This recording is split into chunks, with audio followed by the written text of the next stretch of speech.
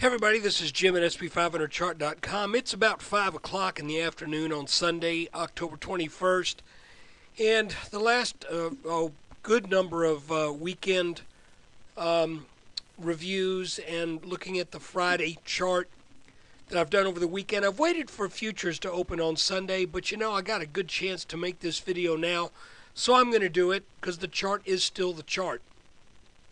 Before we look at the S&P, though, I just need to remind you that the website and this video are for educational purposes only, and still, nothing stated at the site or in this video is intended to be used as investment advice.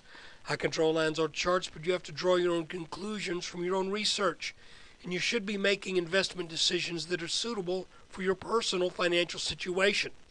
I'm not a licensed financial professional, never have been, have no plans on being one.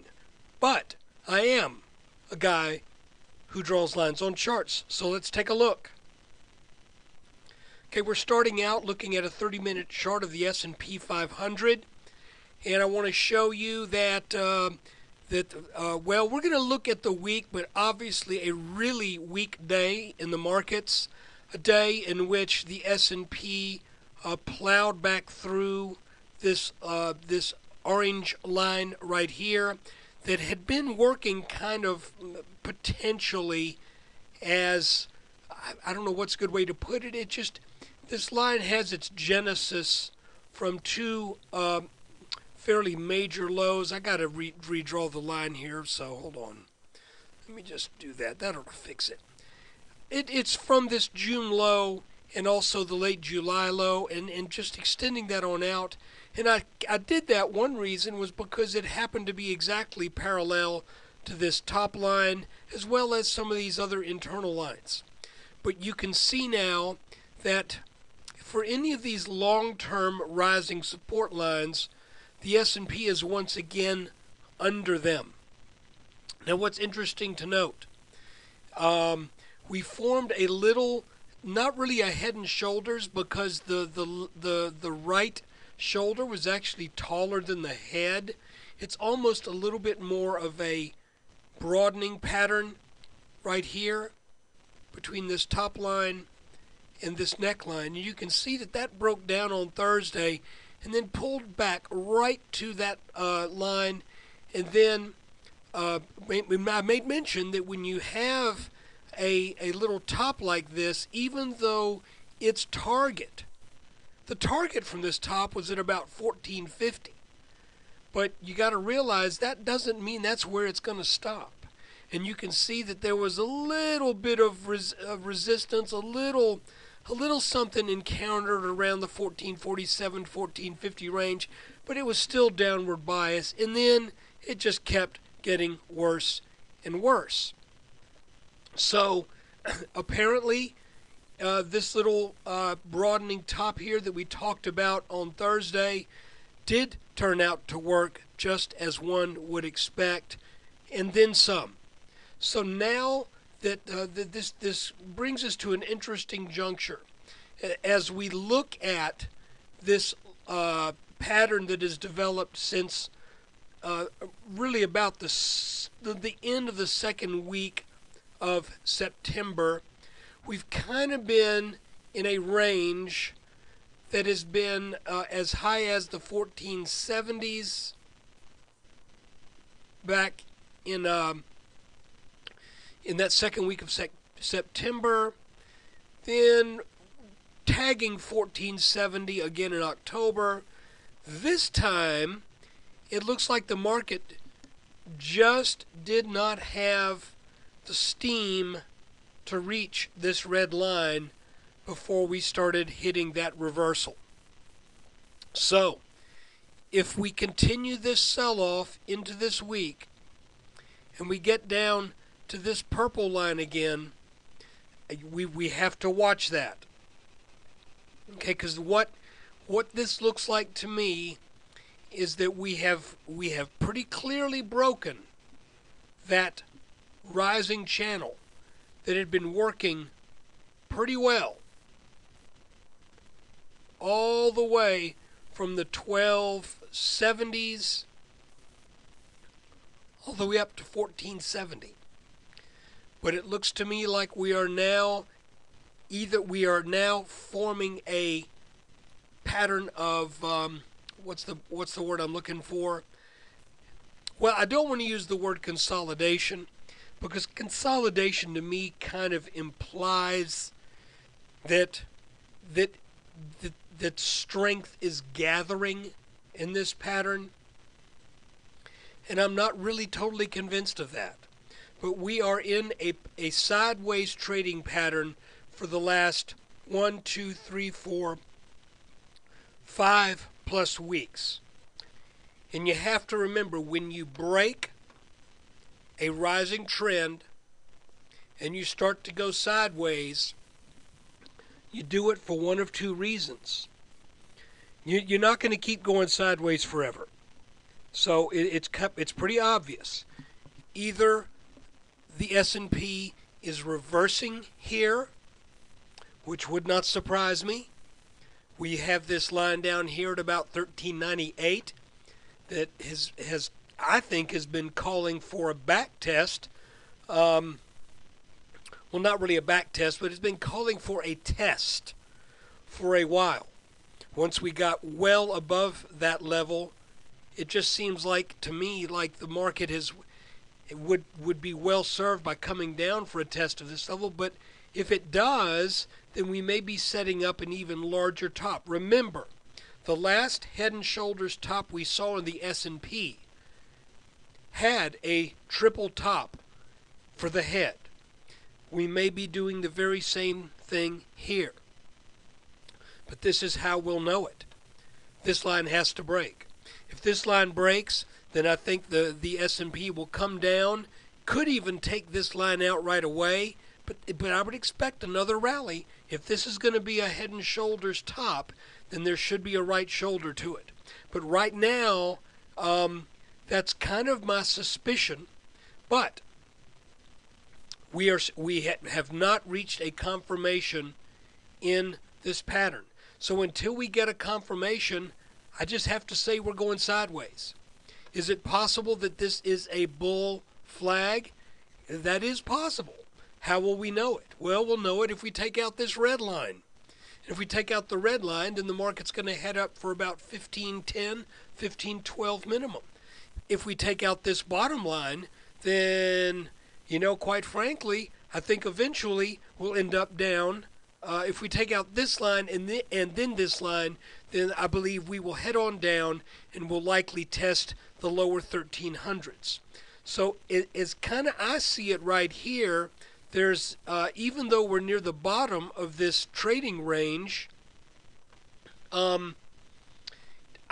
just don't feel that I have a strong sense one way or the other that this is going up or down in the intermediate or in the long term.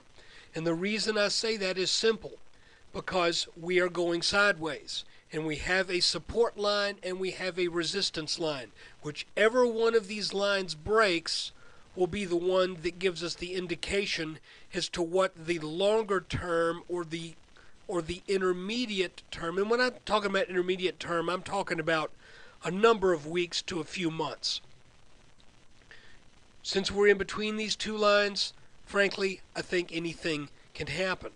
Now, my feeling about the I want to talk about not politics per se, but I want to talk about the effect of politics that could come to play in the markets. Look, I don't think anyone can argue that Mitt Romney would be perceived by the market as being a more business-friendly candidate or a more business-friendly president. So if he is elected, or if it becomes very clear that his election seems imminent, then I would expect the market to take that as good news and potentially mount a rally that could throw us maybe for a loop. But if Obama is elected, I'm going to say something kind of strange here. I think the market would probably first exhibit some weakness. But since, and again, I'm not making a political statement, I'm trying to make a a sentiment statement with the market. Since Obama represents more of a problem for business, it wouldn't surprise me if in the long haul an Obama presidency would produce a continuation of this run. It just wouldn't surprise me. If Romney gets in, then since we are fairly close to a top, as we have looked at for a while, here's this line drawn over the 2000 top in the S&P and the 2007 top. We're not that far from that line. And if Romney were to come in, it wouldn't surprise me to see the markets make a last-ditch rally up to this line, then hit horrendous resistance, and then start to sell back. So you're saying, well, but what about Obama? Well, I think if Obama is elected, I think there would probably be some initial weakness, but then I think probably over a number of years, or I don't want to say a number of years, but maybe over the course of a year or so, potentially putting off that move and making it appear as if the markets would do better under Obama than under Romney. There's this funny thing where Democrat presidents tend to be rewarded with a better stock market than conservatives. And I've mentioned this before, that one of the reasons why I believe that is the case is that the markets are forward-looking.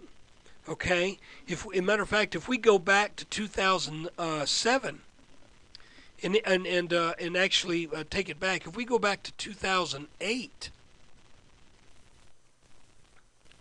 we'll do it. Well, we got to go to a 3-day chart.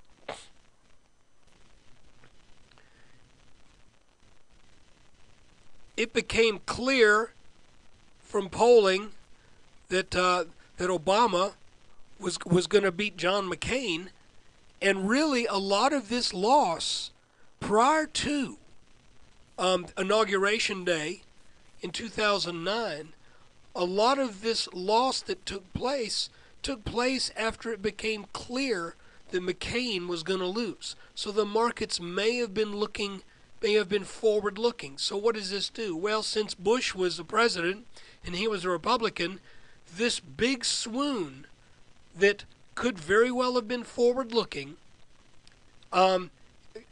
takes off of the market's performance under Bush. And it sets the stage for an enhanced market under Obama. So what you see what I'm saying? Because the markets tend to look forward, there tends to be, I think, a move that occurs running into the actual election and then taking place after the election. As you can see that November was not a good month for the markets in 2008. So just for what that's worth, I don't think that all of the news that people say about the markets being bad under Republicans or good under Democrats has anything necessarily to do with anything the presidents do while they're in office. But I think it has a good bit to do with the forward-looking nature of the stock market. So anyway, that aside, right now, we really saw some strong weakness as this little neckline was broken. And we mentioned that going into Friday. You could clearly see that line broke Thursday and then pulled back right to that line. So Friday really did not come as a surprise. And to be honest with you, the strength that took place throughout the week, even though we were underneath this line right here, I made mention the week before that there was something just a little fishy, about this break of this orange channel right here. I said, it just didn't seem to produce enough momentum for me to think that was going to produce more downside. So I identified this little flag on the Friday before this past week, saying, watch this flag. If this flag breaks down and we get underneath this purple line, then I think we are going to be seeing a break of the pattern, showing us a double top. And I did move this line as to be honest with you, when you do technical analysis with trend lines, you know, sometimes your data points get redefined. So on Friday of the 12th of not this past week, but the week before that, I adjusted this line and I said, let's see if we get a bounce here or if we plow on down through this. And instead, we did get the bounce. And you can see that the markets rallied up pretty nicely off the 1420s up to 1462. But now we find ourselves knocking on the 1420s again. So guys, I think that's about it. It's just we're just kind of between a rock and a hard place. This resistance being either the rock or the hard place, depending on which side of the market are you on, and this also being a defining line in what's been taking place over the past 5 weeks? 1, 2, 3, about more than 5 weeks. So until one of these lines goes, I say just you could probably still try to trade within this, but keep in mind as we take out more and more of these rising support lines, you can't really see that as a strength. So my feeling is, and also because we failed to rally fully up to this red line, my feeling is that's probably a little bias in favor of this line down here eventually giving way and setting up a test of this 1398-1400 area. And if that breaks, then I think the low 1300s are in order. So guys, there's your look at the S&P chart for the week ending October 19th, 2012. Let's see what this week brings us. Thank you for your time, and thank you for your subscription if you're a subscriber. And hey, if you're not, and you're watching this video and you're thinking, gee, I wish I could have seen some of these other videos instead of looking at them now, it would have been nice if I could have seen Wednesday's or Thursday's video right after the close or that evening. If you want to do that, it's pretty darn cheap. It's $19.95 a month, and you get a free trial for only $4.95. So think about it.